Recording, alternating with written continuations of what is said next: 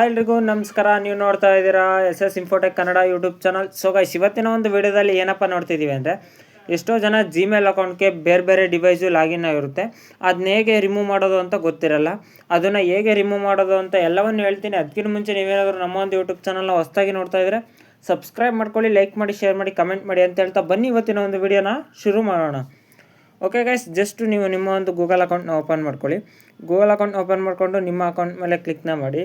ನಿಮ್ಮ ಅಕೌಂಟ್ ಮೇಲೆ ಕ್ಲಿಕ್ನ ಮಾಡಿದ ಮೇಲೆ ಇಲ್ಲಿ ಗೂಗಲ್ ಅಕೌಂಟ್ ಅಂತ ಒಂದು ಆಪ್ಷನ್ ತೋರಿಸುತ್ತೆ. ಅದ್ರ ಮೇಲೆ ಕ್ಲಿಕ್ನ ಮಾಡಿ. ಇಲ್ಲಿ ಕೆಳಗಡೆ ಸ್ವಲ್ಪ ಸ್ಕ್ರೋಲ್ ಡೌನ್ ಮಾಡ್ತಿದ್ದಂಗೆ ಇಲ್ಲಿ ಯುವರ್ ಡಿವೈಸ್ ಅನ್ನೋ ಒಂದು ಆಪ್ಷನ್ ಸಿಗುತ್ತೆ. ಅದನ್ನು ಸೆಲೆಕ್ಟ್ ಮಾಡ್ಕೊಳ್ಳಿ. ಅದನ್ನು ಸೆಲೆಕ್ಟ್ ಮಾಡಿಕೊಂಡ್ರೆ ಸ್ವಲ್ಪ ಲೋಡ್ ಆಗುತ್ತೆ, ವೆಯ್ಟ್ ಮಾಡಿ. ಓಕೆ, ನೋಡ್ತಾ ಇರ್ಬೋದು ಇಲ್ಲಿ ಎಷ್ಟು ಡಿವೈಸು ಲಾಗಿನ್ ಆಗಿದೆ ನಿಮ್ಮ ಒಂದು ಗೂಗಲ್ ಅಕೌಂಟ್ಗೆ ಅಂತ ಇಲ್ಲಿ ತೋರಿಸ್ತಾ ಇದೆ. ನೋಡ್ತಾ ಇರ್ಬೋದು Redmi 14C, ಪೋಕೋ, ಹಿಂಗೆ ಎಷ್ಟು ಡಿವೈಸ್ಗಳು ಲಾಗಿನ್ ಆಗಿದೆ ನಿಮ್ಮ ಒಂದು ಗೂಗಲ್ ಅಕೌಂಟ್ಗೆ ಅಂತ ತೋರಿಸುತ್ತೆ. ಇದನ್ನು ಹೇಗೆ ರಿಮೂವ್ ಮಾಡೋದು ಅಂದರೆ, ಜಸ್ಟ್ ನೀವು ಯಾವೊಂದು ಡಿವೈಸ್ನ ರಿಮೂವ್ ಮಾಡುವಾಗ ಅದ್ರ ಮೇಲೆ ಕ್ಲಿಕ್ನ ಮಾಡಿ. ಅದ್ರ ಮೇಲೆ ಕ್ಲಿಕ್ನ ಮಾಡಿದ ಮೇಲೆ ನಿಮಗೆ ಸ್ವಲ್ಪ ಲೋಡ್ ಆಗುತ್ತೆ, ವೆಯ್ಟ್ ಮಾಡಿ. ಆಮೇಲೆ ನಿಮ್ಮ ಒಂದು ಫಿಂಗರ್ ಪ್ರಿಂಟ್ ಇಕ್ಬೇಕಾಗುತ್ತೆ, ನಿಮ್ಮ ಒಂದು ಫೋನ್ನ ಪಾಸ್ವರ್ಡ್ ಹಾಕಬೇಕಾಗುತ್ತೆ. ಆ ಪಾಸ್ವರ್ಡ್ನ ಹಾಕಿದ ಮೇಲೆ ನಿಮಗೆ ಇಲ್ಲಿ ನೋಡ್ತಾ ಇರ್ಬೋದು ಸಿಂಗ್ಔಟ್ ಅಂತ ಒಂದು ಆಪ್ಷನ್ ಸಿಗ್ತಿದೆ.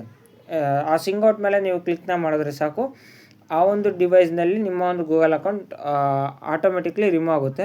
ಐ ಹೋಪ್ ಎಲ್ರಿಗೂ ವಿಡಿಯೋ ಇಷ್ಟ ಆಗಿರುತ್ತೆ ಅಂದ್ಕೊಂಡಿದ್ದೀನಿ. ವಿಡಿಯೋ ಇಷ್ಟ ಆಗಿದ್ರೆ ಒಂದು ಲೈಕ್ ಮಾಡಿ, ಶೇರ್ ಮಾಡಿ, ಕಮೆಂಟ್ ಮಾಡಿ ಅಂತ ಹೇಳ್ತಾ ನೆಕ್ಸ್ಟ್ ವಿಡಿಯೋದಲ್ಲಿ ಸಿಗೋಣ. Love you all.